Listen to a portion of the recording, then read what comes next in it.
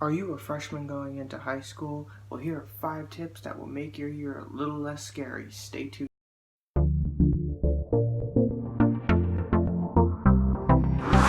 Hey guys, welcome back.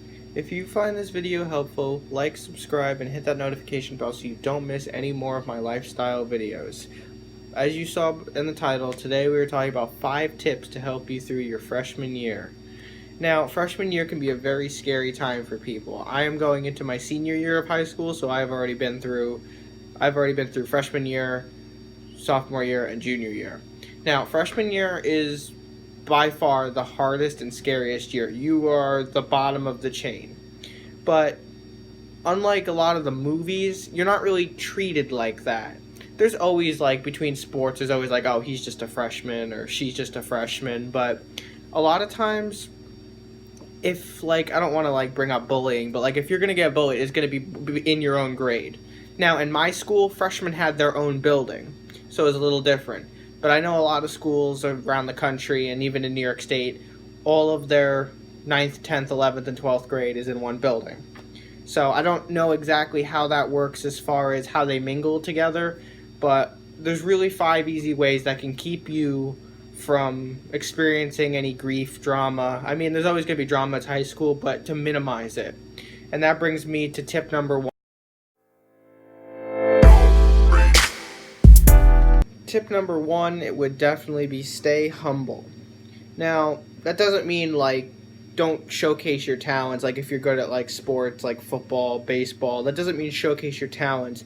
But don't go around, like, you know, being that guy or that girl that like shows off and, like, flexes everywhere, because no one really likes that. And if you're, that might be okay if you're in a school where 9th grade has its own building, because then everybody in your grade might worship you.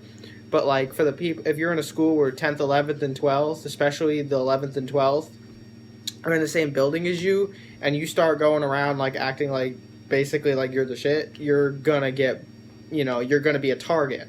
And that's not necessarily to say people are just jealous of you. It's because no one really likes a showboat. So try to stay humble. If you're like one of those people that play football, that's great. Hype yourselves up, hype your teammates up. Don't shy away from your talents, but also don't be that guy that is always just like, oh yeah, look at me, man, look what I can do. Like, no, just be humble, have fun. It's your freshman year. It's not terribly hard academic, but it's definitely hard socially, because for a lot of schools, that's the first time that there are a lot of schools pooled into one big building. So have fun, stay humble, and that brings me to my next tip.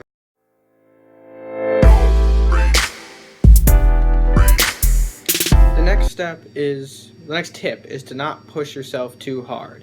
A lot of people that come into freshman year of high school are very excited, nervous, and ready to start their high school career. But you don't want to do too much in your first year, because yes, as you go, your freshman year sets the stage for the rest of your high school career.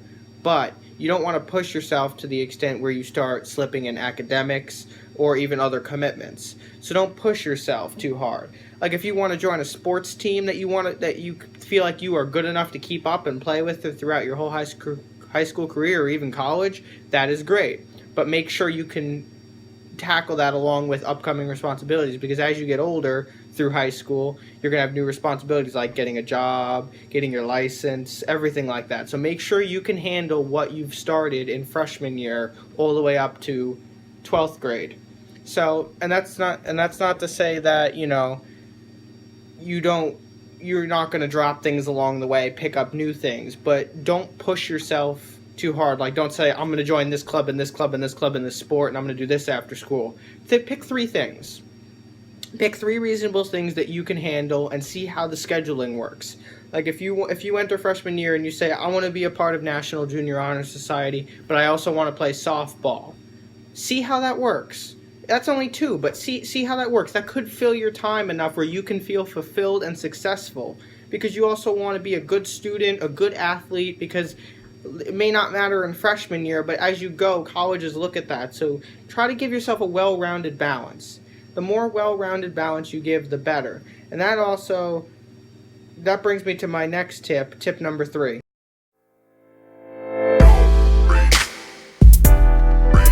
the third and most crucial tip that I cannot stress you enough is stay out of drama. I personally have failed at this miserably. And like, since freshman year, people will not leave you alone.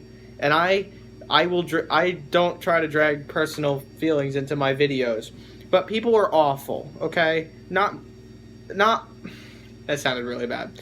A lot of people in high school are awful. They will try to bring you down. They will try to be involved in your life. They will try to steal your boyfriends, girlfriends, anything they can, because in high school, nobody's thinking. Nobody has a clue what they're doing. I mean, come on, I barely have a clue what I'm doing. And people are still bothering me from things that happened 3 years ago. So stay out of drama, because if you see how irritated this makes me, you're going to be twice as irritated when it's happening to you. Because in freshman year, like I said in tip 1 or 2, you got to stay focused, and you can't stay focused on sports and academics if people are constantly talking about you or trying to break you and your boyfriend, girlfriend, whatever the case is. Because you know what? Even though high school relationships aren't really meant to last, some of them do. And you know, a lot of high school relationships are broken up just because they're not really meant to be, but a lot of them are broken up because of drama. And drama leads to heartbreaks and sadness, and it can lead to depression, which I did in my previous video. So stay out of drama, guys, please. I'm not trying to act crazy, but please. I mean, it will help you so much, and I don't want to see you incoming freshmen just completely bombarded. And that's what brings me to tip number 4. Tip number 4 is going to be probably one of the most in detail ones, but it is an important one, so stay tuned for that.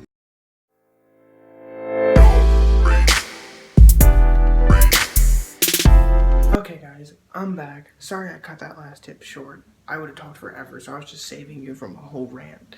Anyway, tip number 4 is don't slack off. Now, even though I said freshman year isn't necessarily the most important year, your academics are, because academics are going to choose the classes you pick in 10th grade, because it goes in a chain. So 9th grade academics reflect on your 10th grade classes you could pick, 10th grade academics, 11th and 11th, etc.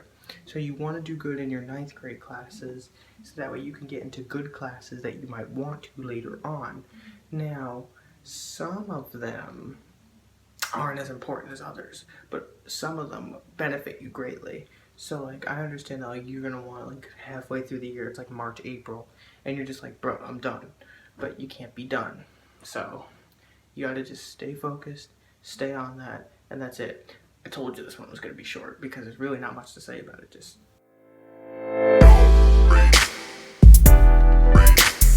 guys, if you've made it this far, it is the last tip.